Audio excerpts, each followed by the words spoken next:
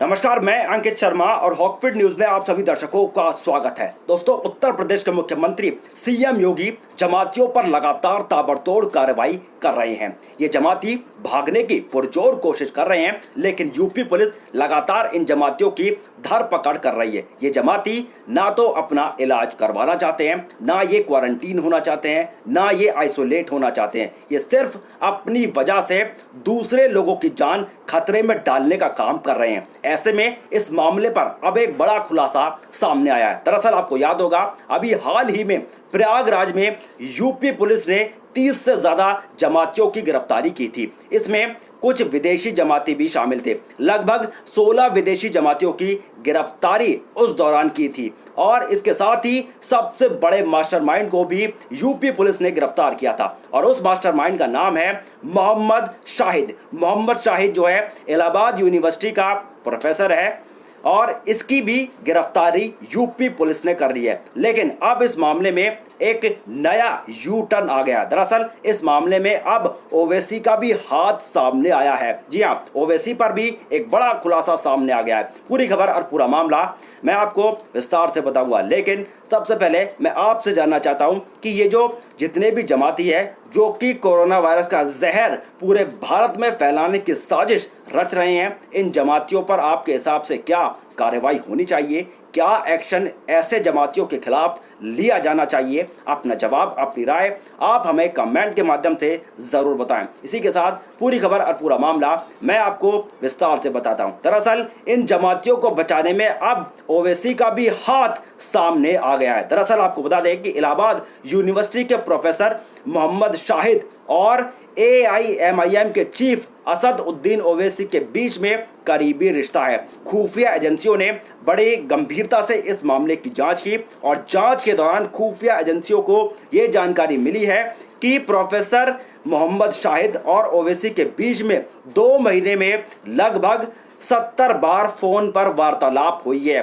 2 महीने में 60 दिन होते हैं और 60 दिन में 70 बार ओवैसी और प्रोफेसर मोहम्मद शाहिद के बीच में वार्तालाप हुई है। इसी के साथ आपको बता दें कि प्रोफेसर मोहम्मद शाहिद की जो है कॉल डिटेल जो है वो खंगाली गई है और सर्विलांस टीम ने जो है ये सब कुछ पता लगाया है कि ओवैसी से दिल्ली और हैदराबाद के नंबर पर प्रोफेसर मोहम्मद शाहिद की बातचीत होती थी। यहां तक कि ओवैसी और प्रोफेसर मोहम्मद शाहिद का जो है मिलना जुलना भी काफी ज्यादा रहता था। आपको बता दें कि जानकारी में पता चला है कि मार्च में भी 2 बार फोन पर ओवैसी और प्रोफेसर मोहम्मद शाहिद के बीच में वार्तालाप हुई थी और 1 साल पहले ओवैसी करेली नाम की एक जगह है, वहां पर चुनावी रैली की एक जनसभा को संबोधित करने के लिए ओवैसी वहां पर जा रहे थे और ऐसे में ओवैसी ने प्रोफेसर मोहम्मद शाहिद को भी उस चुनावी रैली में इनवाइट किया था। हालांकि किसी कारण से वो चुनावी रैली रद्द हो गई थी, लेकिन ओवैसी ने प्रोफेसर मोहम्मद शाहिद को वहां पर इनवाइट किया था। तो ऐसे में अब कहीं ना कहीं ये कयास लगाए जाने लगे हैं कि ओवैसी का भी इन जमातियों को बचाने में हाथ है और कहीं ना कहीं अब ये इस मामले की जांच जो है खुफिया एजेंसी बड़ी गंभीरता से कर रही है कि क्या ओवैसी ने भी कुछ जमातियों को बचा कर रखा हुआ है। तो इस मामले की अब कहीं ना कहीं गंभीरता से जांच की जाएगी और आने वाले वक्त में अगर ऐसा कुछ पाया गया तो ओवैसी की भी गिरफ्तारी होना तय है। आपको बता दें कि तबलीगी जमात में 4 दिन मोहम्मद शाहिद जो कि इलाहाबाद यूनिवर्सिटी के प्रोफेसर है, ये 4 दिन तबलीगी जमात में शामिल हुए थे जब निजामुद्दीन के मरकज में।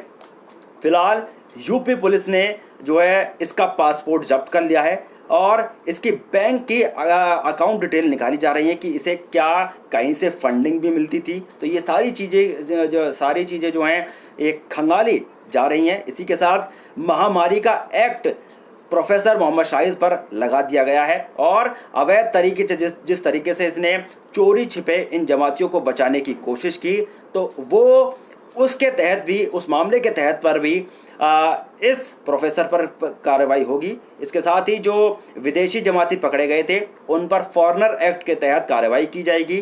फिलहाल प्रोफेसर मोहम्मद शाहिद को सेंट्रल जेल भेजा जा चुका है।